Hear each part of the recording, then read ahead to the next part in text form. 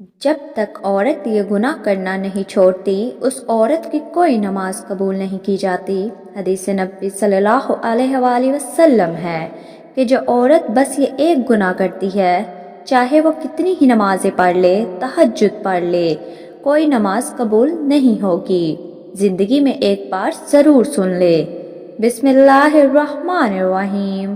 قبولیت اعمال ایک راز ہے جو موت کے بعد ہی کھلے گا، اور اگر اعمال کے قبول و عدم قبول کا معلوم کرنا اتنا آسان ہوتا تو ریاکاروں اور بدعتیوں کی اتنی کثرت نہ ہوتی۔ ہاں، البتہ شریعت نے قبولیت اعمال کا معیار اور کسوٹی بتا دی ہے کہ عمل کرنے والا صحیح العقیدہ ہو، عمل عین سنت کے مطابق ہو اور خلوص پر مبنی ہو، اور اپنے نیک اعمال کو برباد کرنے والے گناہوں سے بچتا ہو، تو اسے اللہ تعالیٰ سے قبولیت اور فضل کی امید رکھنی چاہیے۔ نیکیاں قبول یا مستحد ہونے کی علامات اور ہدایات کے عنوان پر ارشاد فرمایا، جس میں انہوں نے سعادت حج پانے والوں کو مد نظر رکھتے ہوئے کہا کہ کائنات کی تخلیق کا مقصد اللہ کی عبادت ہے، اور عبادت کی قبولیت کے لیے جدوجہد ضروری ہے۔ چنانچہ عدم ایمان کے باعث کافر اور منافق کا کوئی بھی عمل آخرت میں فائدہ نہیں دے گا، البتہ انہیں دنیا میں پورا بدلہ دے دیا جائے گا۔ عمل کی قبولیت کے لیے اخلاص اور اتباع سنت لازمی امور ہے۔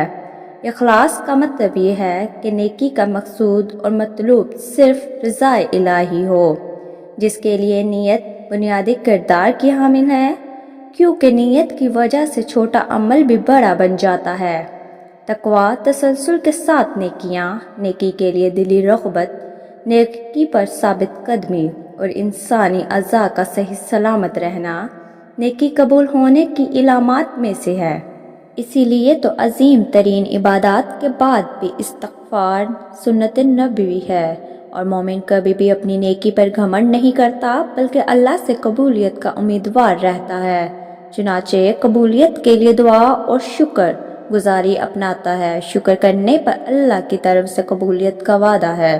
دوسری جانب شرک، ریاکاری، نیکی کے عوض دنیاوی مفادات کا اصول، دین سے نفرت، اللہ کی آیات اور آخرت میں ملاقات کا انکار، عذاب الہی کا موجب بننے والے اعمال کرنا، منافقت، ہٹ دمی اور اناد کی بنیاد پر سنت سے تصادم، اپنی بات کو نبی صلی اللہ علیہ وآلہ وسلم کی بات پر فوقیت دینا، اپنی پارسائی پر گھمنڈ، نجومی کے پاس جانا، عصر کی نماز ترک کرنا، حقوق العباد تلف کرنا، تنہائی میں گناہ کرنا، غیر شرعی مقصد کے لیے کتا پالنا، اور شراب نوشی سے نیکیاں مٹ جاتی ہیں۔ لیکن کچھ ایسی عورتیں ہیں جن کی نماز ان کے منہ پر ماری جائے گی، کیونکہ وہ عورتیں نماز تو پڑھتی ہیں، اور جنت میں جانے کے لیے ان کے لیے صرف نماز پڑھنا کافی نہیں ہے کہ وہ جنت تک انہیں پہنچا دے، کیونکہ وہ ایسی عورتیں ہیں جو نماز خوب پڑھتی ہیں، خوب روزے رکھتی ہیں، ایک روزہ نہیں چھوڑتی، لیکن ان کی نماز کا کوئی فائدہ نہیں ہے، اور ان کی نماز ان کو جہنم کی آگ سے نہیں بچا سکتی، کیونکہ وہ ایسی نیکیوں کے ساتھ ایسے گناہ کرتی ہیں جو ان کے گناہ ان کو جہنم میں لے کے جائیں گے، کیونکہ آپ صلی اللہ علیہ وآلہ وسلم نے فرمایا، دو چیزیں اسلام نے ہم کو دی ہیں، پہلی ہے حقوق اللہ، دوسری ہے حقوق العباد۔ پہلے اللہ کے حقوق، بعد میں بندے کے حقوق۔ اللہ کے حقوق میں نماز، روزہ اور زکوٰۃ اور حج ہے کہ بندے کو چاہیے کہ یہ تمام حقوق پورے کرے، پھر اس کے بعد جو حقوق العباد ہے وہ بہت مشکل ہیں، کیونکہ اگر کوئی حقوق اللہ میں سے کسی ایک حق کی پامالی ہو گئی تو اللہ تعالیٰ سے آپ توبہ کریں تو اللہ تعالیٰ معاف فرما دے گا، کیونکہ وہ غفور الرحیم ہے۔ لیکن اگر حقوق العباد میں سے کسی حق پر پامالی ہو گئی تو حقوق العباد کی معافی نہیں ہے۔ ناظرین، اب ہم آپ کو ان عورتوں کے بارے میں بتاتے ہیں جن کی نماز یا کوئی بھی نیکی قبول نہیں ہوتی۔ رسول کریم صلی اللہ علیہ وآلہ وسلم نے یہ بات بھی بیان کی تھی، جو عورت جوان ہو جائے جب تک سر پر دوپٹہ نہیں ہے اس کی نماز نہیں ہوتی، اور آپ نے یہ بھی فرمایا، جو اپنے بالوں کو نہیں ڈھانپتی ان کی نماز قبول نہیں ہوتی۔ رسول صلی اللہ علیہ وآلہ وسلم نے یہ بھی فرما دیا کہ اگر کوئی عورت مسجد میں جاتی ہے عطر اور خوشبو لگا کر، جب تک وہ غسل نہیں کر لیتی اس کی بھی نماز قبول نہیں ہوتی۔ اس لیے فرمایا، اے عورتوں کی جماعت، تم میں سے کوئی مسجد میں جانا چاہے تو خوشبو لگا کر نہ جائے جب تک غسل نہیں کر لیتی، یہ نماز، یہ عبادت قبول نہیں۔ خاوند کی نافرمانی کرنے والی احادیث کے الفاظ ہیں، 3 ایسے لوگ ہیں ان کی نماز قبول ہونا تو دور کی بات، کانوں سے اوپر نہیں جاتی۔ غلام مالک کی اجازت کے بغیر دوڑ گیا، اگر وہ جا کر تہجد بھی پڑھے گا لیکن اس کی کوئی بھی نماز یا عبادت قبول نہیں ہوگی۔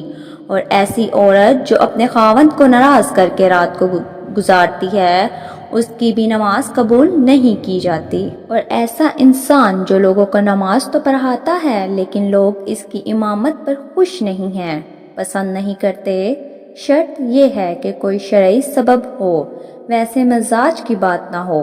ایسا انسان اگر کسی سبب کی وجہ سے لوگ اسے پسند نہیں کرتے تو ایسے انسان کی نماز بھی قبول نہیں ہوتی۔ حضرت ابو ہریرہ سے روایت ہے کہ آپ صلی اللہ علیہ وآلہ وسلم نے فرمایا، 3 لوگوں کی نہ نماز قبول ہوتی ہے اور نہ کوئی نیکی اوپر چڑھتی ہے۔ نمبر 1، بھاگے ہوئے غلام کی جب تک کہ اپنے مولا کے پاس نہ آ جائے اور ان کے ہاتھ میں اپنا ہاتھ نہ دے دے۔ نمبر 2، ایسی عورت جس سے اس کا شوہر ناراض ہو۔ نمبر 3، مست شرابی کی جب تک شراب کا اثر ختم نہ ہو جائے۔ اس حدیث کے فائدے میں لکھتے ہیں، مرد عورت پر نگراں ہے اور عورت اس کی ماتحت، خدا کے بعد عورت کے لیے شوہر ہی ہے۔ والدین کے حق پر شوہر کا حق غالب ہو گیا۔ اگر مذہب میں کسی کو سجدہ تعظیمی کی اجازت ہوتی تو عورت کو ہوتی کہ وہ اپنے شوہر کو سجدہ کرے۔ حدیث پاک میں ہے، عورت کے لیے اس کا شوہر جنت یا جہنم ہے، کیونکہ اس کے حق کو ادا کر کے جنت پا سکتی ہے۔ جس کا اتنا بڑا حق ہو بھلا اسے ناراض کیسے کیا جا سکتا ہے؟ پھر خدا نے جسے شریک حیات بنایا ہے، زندگی بھر کا ساتھی اور معاون بنایا ہو، دنیا میں اس کے بغیر گزارا نہیں، اسے کیسے ناراض رکھا جا سکتا ہے؟ اس لیے اگر شوہر ناراض ہو جائے تو اسے راضی کرنے کی کوشش کرنی چاہیے، کیونکہ اس کے بغیر دنیا اور آخرت میں نقصان ہے۔ حضرت عائشہ رضی اللہ عنہ کی روایت ہے کہ نبی کریم صلی اللہ علیہ وآلہ وسلم نے فرمایا، بالغہ عورت کی نماز سر ڈھانپے بغیر قبول نہیں ہوتی۔ اس حدیث میں نماز کے دوران سر ڈھانپنے کا حکم ہے، چنانچہ اگر عورت دوران نماز سر نہ ڈھانپے تو اس کی نماز نہیں ہوتی۔ عورت کو نماز میں ہاتھ، پاؤں اور چہرے کے علاوہ باقی سارا بدن ڈھکنا ضروری ہے، سینہ بند ضروری نہیں۔ ایسے باریک کپڑے جن سے بدن جھلکے نماز نہیں ہوتی۔ جو کپڑے ایسے باریک ہوں کہ ان کے اندر سے بدن نظر آئے، ان میں نماز نہیں ہوتی۔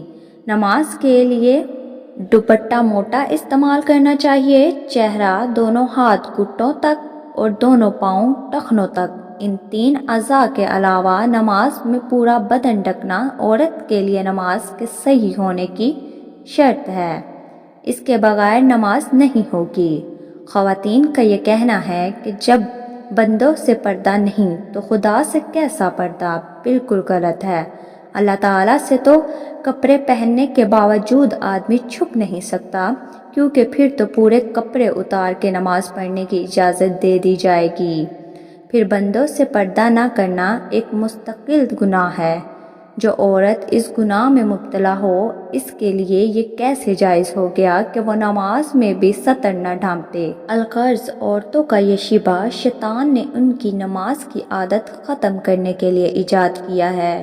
نماز کے دوران سر کھل جائے اور 3 بار سبحان اللہ کہنے کی مقدار تک کھلا رہے تو نماز ٹوٹ جائے گی، اور اگر سر کھلتے ہی فوراً ڈھک لیا تو نماز ہو گئی۔ نفل نماز تو بیٹھ کر پڑھنے کی اجازت ہے، لیکن فرض نماز بیٹھ کر نہیں ہوتی، کیونکہ قیام نماز کا رکن ہے۔ مردوں کے لیے بھی اور عورتوں کے لیے بھی، اور اصول یہ ہے کہ نماز کا رکن فوت ہو جائے تو نماز نہیں ہوتی، لہٰذا جو عورتیں فرض نماز بغیر معذوری کے بیٹھ کر پڑھتی ہیں ان کی نماز نہیں ہوتی۔ ہاں، جسم کا صحیح طریقے سے ڈھکنا ضروری شرط ہے، پانچوں تک ہاتھ کھلے ہوں تو مضائقہ نہیں، سینے پر اوڑھنی ہونی چاہیے، سجدے میں دوپٹہ نیچے آ جائے تو بھی نماز ہو جاتی ہے۔ عورتوں کا جمع ہو کر اس طرح نفل نماز جماعت کے ساتھ ادا کرنا بدترین بدعت ہے اور متعدد غلطیوں کا مجموعہ ہے جس کی وجہ سے وہ سخت گناہ گار ہیں، اور نیل پالش اور آدھی آستین والی عورتوں کی تو انفرادی نماز بھی نہیں ہوتی۔ فجر کی نماز عورتوں کو اول وقت پر پڑھنا افضل ہے، نمازیں مسجد کی جماعت کے بعد پڑھنا افضل ہے۔ جمعہ جماعت اور عید کی نماز عورتوں کے ذمے نہیں۔